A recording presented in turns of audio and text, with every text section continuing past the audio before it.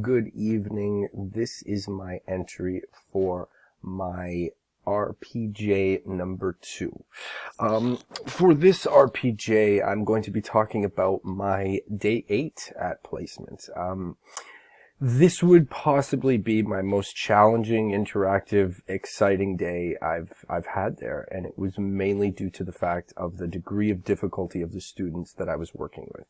I was working with one specific student who is known to be extremely, just a little bit more, I guess you could say, just a little bit more engaging than a few of the other students. He is almost nonverbal. He's on the ASD spectrum and is low functioning.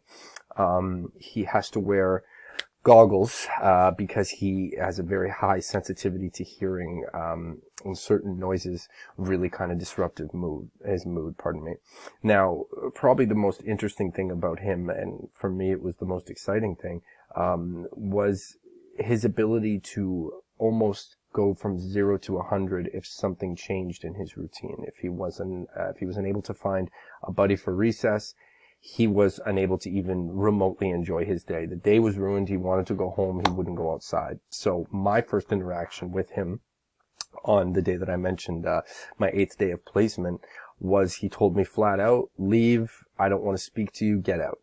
And after a few moments of working with another EA, we were able to convince him to come downstairs to go to one of the quiet rooms and look at one of the sensory fish tanks. Now, when this was all happening, I kind of almost had to take a step back and realize that, he is going through something that right now I can't really control, I can't really handle, and I can't change.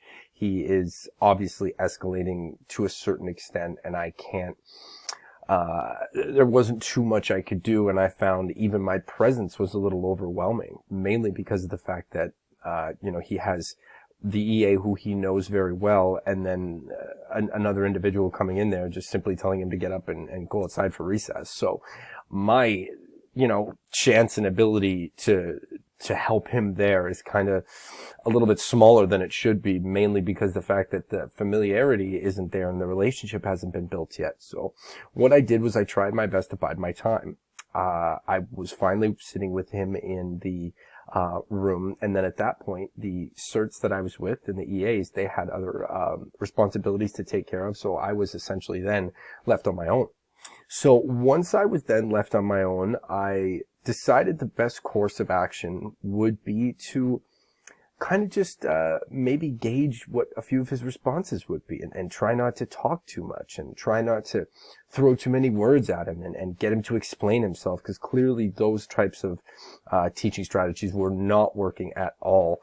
So what I decided to do was I just decided to make a few attempts, small ones, maybe a little insignificant, but they were there, mainly to let him know that I was trying to adapt and give him the best experience he could possibly get and try to help him. So first thing I did was offer him some of the fish food by simply asking him if he wanted to, help feed the fish, and he did. Soon after that, he kind of, pardon me, he did something that just kind of blew me away a little bit. He just turned to me and said, I want a word with the letter A. And I said, okay. So I gave him one, and then he said, okay, how about B?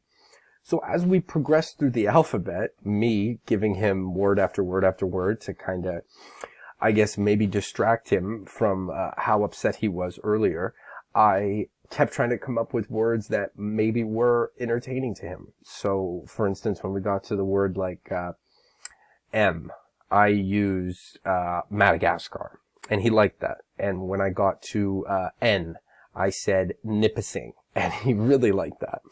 And once I started to make that connection and get over that hurdle of breaching that, he really started to notice that I was doing that, and he started to really, almost respond to me. And by the end of the day, he was at outside for last recess, and I had at least a couple, 2 or 3 staff and teachers that I was working with come up to me and even asked me, like, how did you do that? How were you able to actually convince him to go outside? And I just simply got onto his level of being able to kind of hear what he was saying and just listen.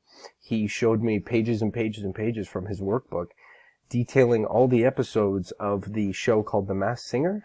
And I got to tell you, it was pretty remarkable in the sense that he had just an incredible memory of each contestant that had been runner-up and eliminated, and it was mind-blowing that he was able to remember that kind of information. So I took that as a major win, and for me, that was really important. In the future, how would I have done that better?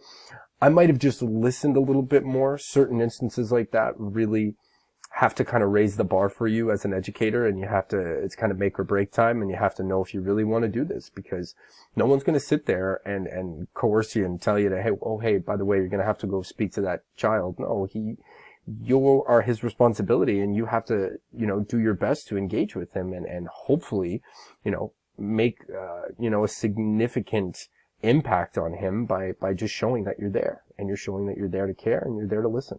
So that's probably my favorite experience in placement so far. So thank you for taking the time to listen to this video. I hope it was exactly what you're looking for. Hope you are staying safe. Thanks again. Take care.